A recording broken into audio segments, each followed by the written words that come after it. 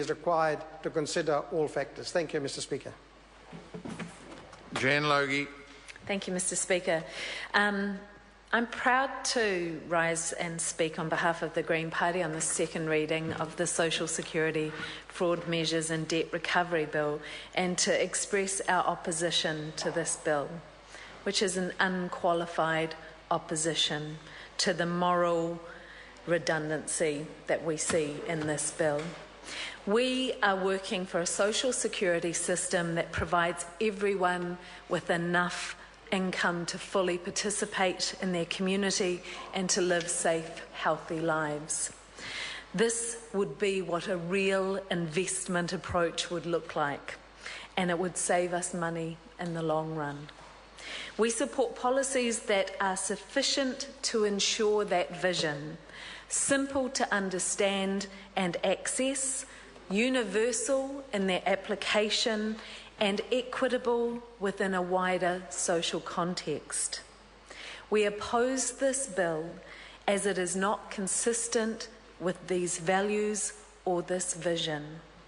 This bill will, we believe, further stigmatise the most marginalised people in this country and put more barriers in the way of people trying to get out of poverty.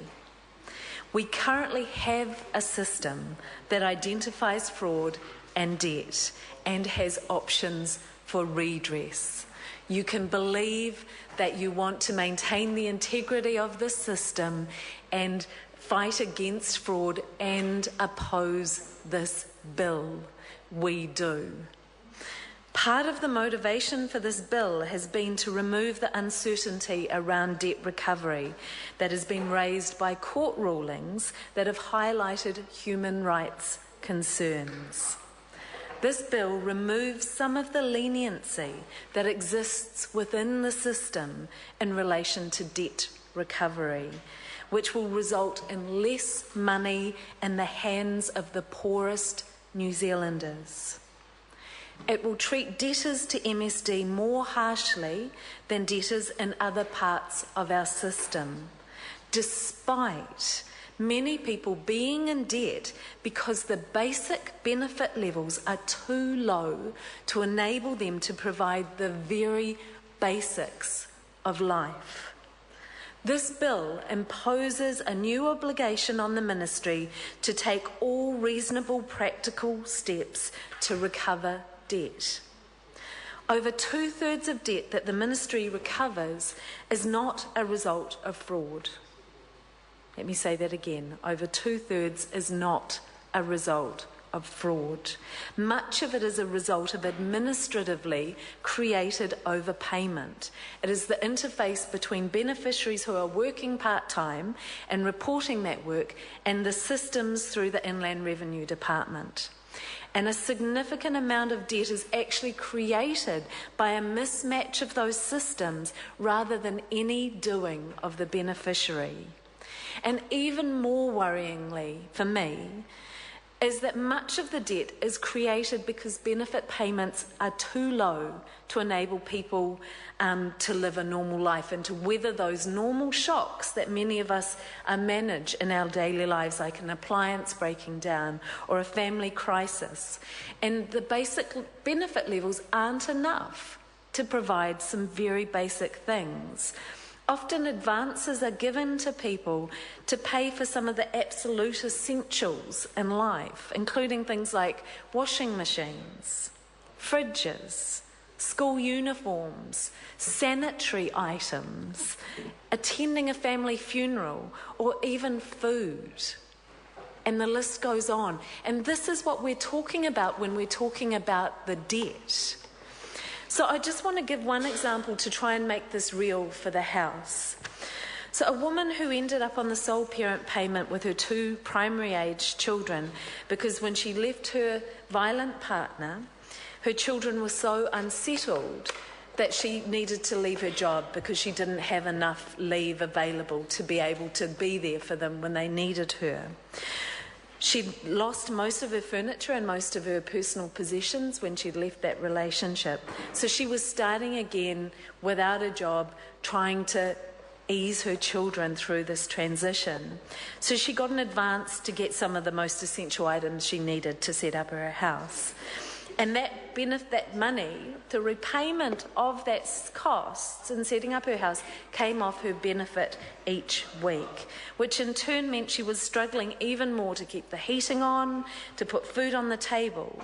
And when the children got holes in their shoes, she had to tell them that, well, you know, those holes might just make them run faster, to help them cope with the new reality of their lives on a benefit in this country. And while she was really struggling, because this was defined as debt and it was being recovered, and there wasn't even if there was a discretion, she wouldn't have challenged it because she saw that as valid in the system. We don't. We believe those children deserve better. And the emphasis in taking away the ability of the department to have discretion around the recovery of that debt is, I believe, morally bankrupt. Our children deserve better. We have enough in this country to make sure our children have shoes. We have enough in this country that we don't have to take money out of a tiny budget for those families who are struggling enough already. If we put more money into the system, those families would have a chance to survive. They would have a chance to recover and rebuild themselves. And we would all be better off in the long run. The rhetoric around this bill seems to have compelled most people to start their comments with the moral acceptance of the need for beneficiaries to repay such debt. The Green Party questions the legitimacy of this when discrimination is built into the system as it is at the moment, and so many of our children are living in poverty as a result. We do not support law change to strengthen the ability of government to reclaim money from the poorest families who are just trying to provide the very basics for themselves and their children. We've been advised that there have been some amendments from when the bill first came into this House, and we are grateful for those. And I do need to acknowledge that while there was... When the bill first came, there was no ability for the Chief Executive to consider factors outside of ministerial discretion in determining the rate and method of debt recovery. And it is pleasing to see that has been built in, but it doesn't change the fundamental principle. And we've been advised that these amendments will protect against breaches of international human rights obligations, specifically those of economic, social, cultural rights. But we are still concerned about this and don't have confidence. And part of the reason for that is noting the Human Rights Commission submission to the Universal Periodic Review, which noted, and I quote, "At present, economic, social and cultural rights are not recognised as fundamental justiciable rights, and therefore we would argue explicit protection in this bill is required.